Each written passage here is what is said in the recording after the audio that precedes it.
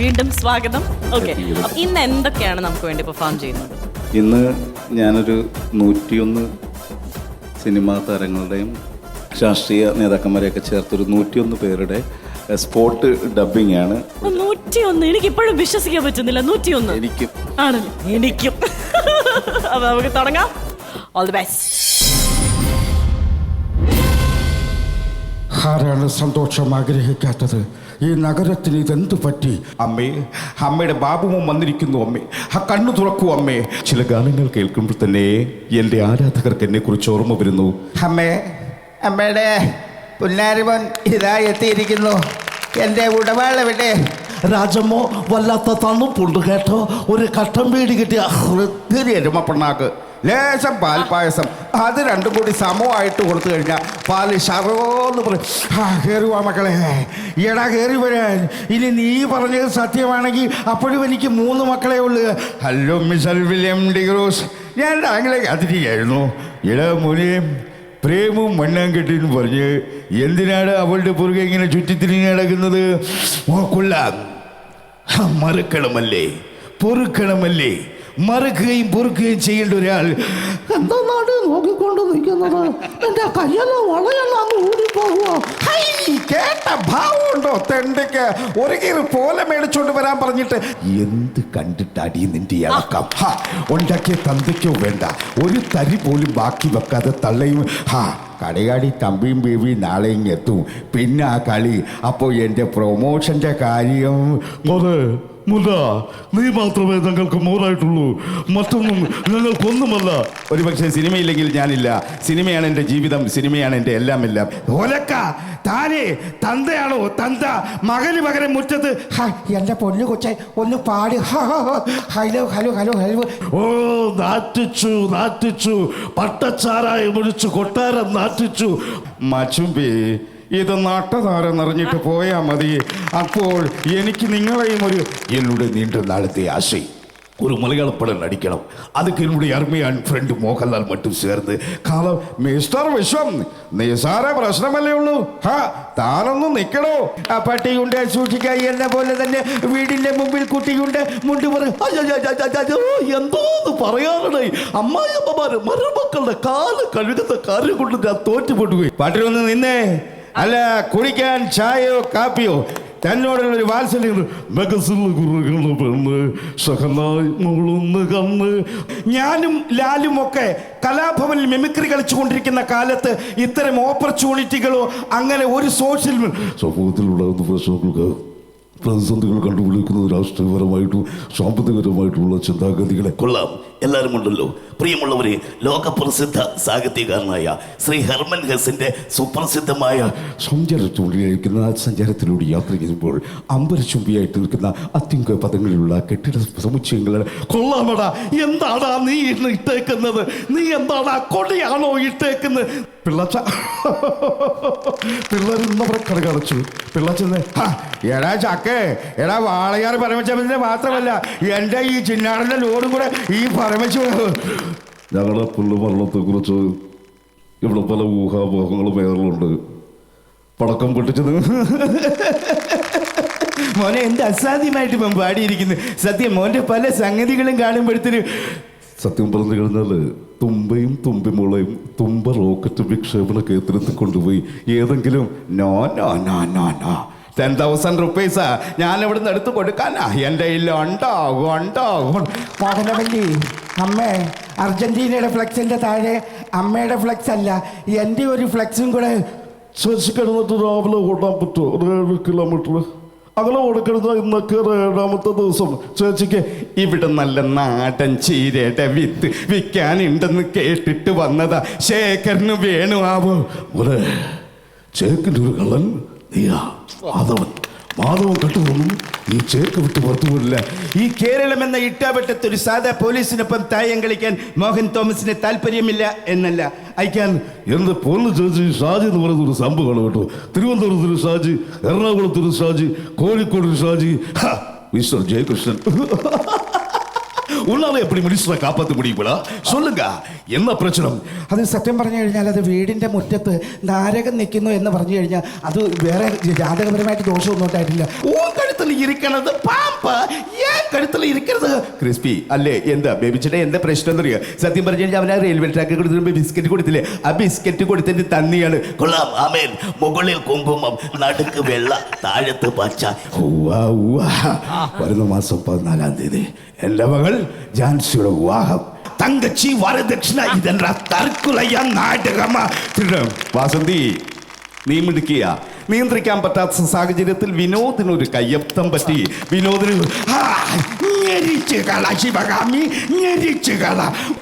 പണുകളാ കൂട്ടമാ വരും. ആണ് സിംഗിൾ താ വരും. കണ്ണാടിയുടെ മറ്റൊരു എപ്പിസോഡിലേക്ക് കണ്ണാടി നിങ്ങളെ കൂട്ടിക്കൊണ്ടു പോവുകയാണ്.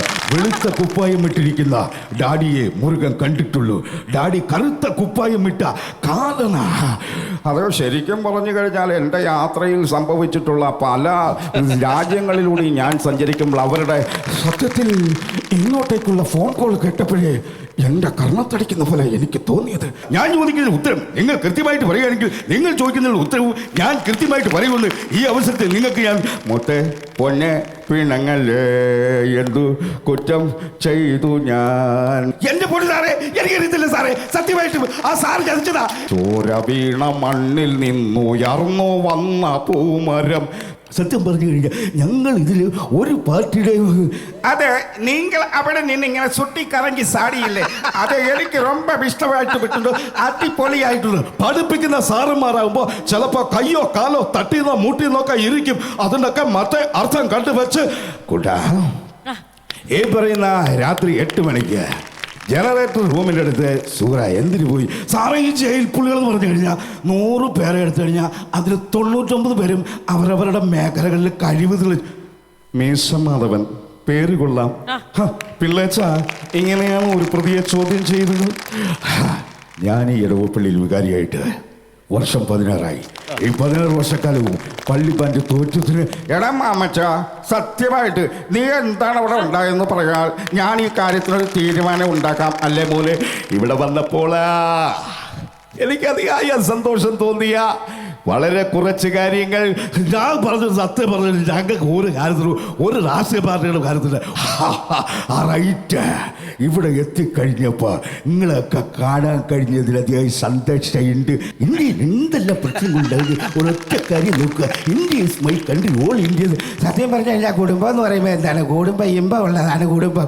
ഞങ്ങൾ പാലക്കാർ കോഴ മേടിച്ചു എന്ന് പറയുന്നത് ഞങ്ങൾ ആരോടാ കോഴ മേടിച്ച്? എടാ കഴിവേറിക്ക മകനെ, ഇതുപോലെ കോട പിടിച്ച് നടന്ന പലരും ഇന്ന് കേന്ദ്രമന്ത്രിമാര് ആ കണ്ണട്ട് കാത്തിരുന്നിട്ടും എൻ്റെ കരളിലെ കൂട്ടാ ഇതെന്നതായി പാടി വെച്ചേക്കുന്നേ?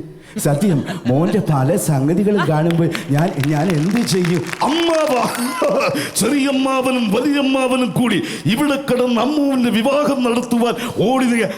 കൃഷ്ണ, ഇത് ഞാനാടാ ഗംഗയുടെ ഗംഗ. കടലിൽ ചാടിയിട്ട് തിരിച്ചു വരണം, വീട്ടിൽ പോരണോർത്ത് പോന്ന അത്രേ ഉള്ളു. എന്താടി നോക്കി നിൽക്കുന്നത്? നിലവിളക്കിരിക്കുന്നോടത്താണോടി കരിവിളക്ക് കൊണ്ടുവച്ചിരിക്കുന്നത്? അങ്ങൾ ഇന്ന് മോന് വേണ്ടിയിട്ട് അതിമനോഹരമായ ഒരു മാജിക. എന്തായി കേൾക്കുന്നേ? ഒരാൾക്ക് ഗുപ്തനെ അറിയാമെന്ന് പറയുന്നു, മറ്റൊരാൾക്ക് ഗുപ്തനെ അറിയില്ല എന്ന് പറയുന്നു. ആണ്ടിപ്പട്ടി ദേശത്ത് വന്നച്ച് നല്ലൊരു മോറ് നോക്കി. നിങ്ങൾ ഡാഡി നമ്മ എടുത്ത് കുറെ കായ്കൾ വാങ്ങിയിട്ടുണ്ട്, അതുകൊണ്ട് ഈ ലോറി നമ്മൾ തിരിച്ചു തരൂല. അതെന്നാ இந்த ஜோமானா ஏதாவது பிரச்சனை இருக்குங்க சார்? இந்த நைட்டில் நான் என்ன சாப்பாடு தெரியுமா? അതേ കൊച്ചേ, തൊടുപുഴയുടെ നല്ലൊരു കല്യാണാലോചന വന്നിട്ടുണ്ട്. കൊച്ചിന് ഇഷ്ടമാണ്. ഞാനത് അവരോട് സംസാരിക്കാമെന്ന് പറയാറ്. സത്യം പറഞ്ഞു കഴിഞ്ഞാൽ മലയാളത്തിൽ ഒരുപിടി നല്ല ഗാനങ്ങൾ സംഗീത സംവിധാനം ചെയ്തു കൊടുക്കാനുള്ള ഒരു ഭാഗ്യം ജഗദീശൻ. ഇതാരാ മോനെ ദിനേശ് അയ്യരപ്പള്ളി തരവൊക്കെ കാണിച്ചത്? നീയാ? ഞാൻ പലതും ആലോചിച്ചു പോകുകയാണ്. എന്താണ് ഇങ്ങനെ നമ്മുടെ ഈ ഭാരതത്തിൻ്റെ എൻ്റെ മേഴ്സി എൻ്റെ ഭാര്യയായിരുന്നു. ഇന്ന് ഇവിടെ ഈ വേദിയിലെത്തിക്കഴിഞ്ഞപ്പോൾ പലതും ഞാൻ വെട്ടിത്തുറന്ന് പറയട്ടെ എന്ന് പോലും ചിന്തി. വെറുതെയില്ലടാ, ഞാൻ ഈ ചേരി കിടന്ന് ഓട്ടോറിക്ഷ ഓടിയിട്ട് ഈ കൊണശാകരൻ ഇവിടെ വരെ എത്തിയത്.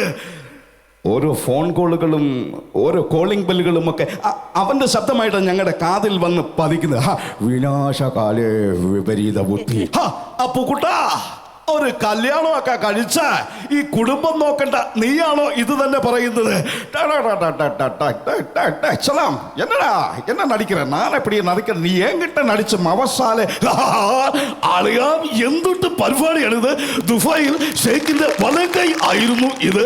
ഇവിടെ വരാൻ കഴിഞ്ഞതിലും നിങ്ങളെയൊക്കെ ഒരുമിച്ചൊന്ന് കാണാൻ കഴിഞ്ഞതിലും അതിയായ സന്തോഷമുണ്ടെന്ന് ആദ്യം. அடே நான் எந்த இடத்தில் வந்த எப்படி பாட முடியல தெரியாத. ഒരു ദീപം തെളിയിക്കാനുള്ള ഭാഗ്യം എല്ലാ ഭക്തജനങ്ങൾക്കും ഉണ്ടാകട്ടെ എന്ന് ഞാൻ പ്രാർത്ഥിക്കുന്നു.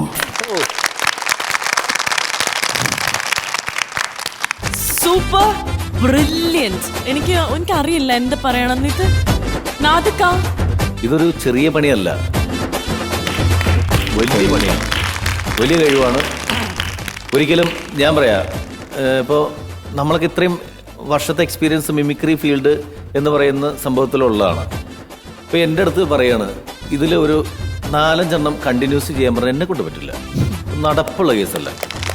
ഇത് നിങ്ങൾ 101 പേരെ കണ്ടിന്യൂസ് ചെയ്യുക എന്ന് പറയുന്നതിന് നിങ്ങൾ ഒക്കെ സമ്മതിച്ചിട്ടോ?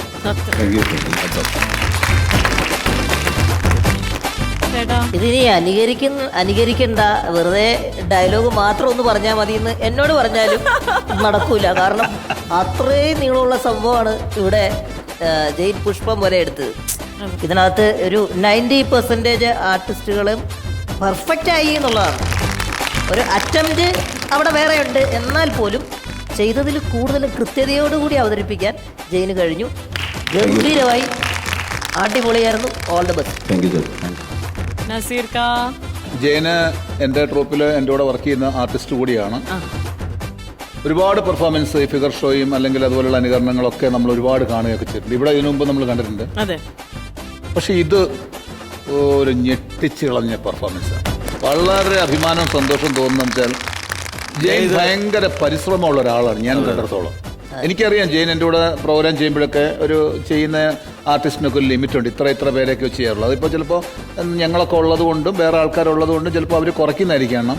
പക്ഷേ ഇത്രയും ഒരു 101 പേരെ ചെയ്യാൻ വേണ്ടി ഒരു ശ്രമം നടത്തുക എന്ന് പറയുന്നത് ഒരു വലിയ കാര്യമാണ്. Big salute. Thank you so much.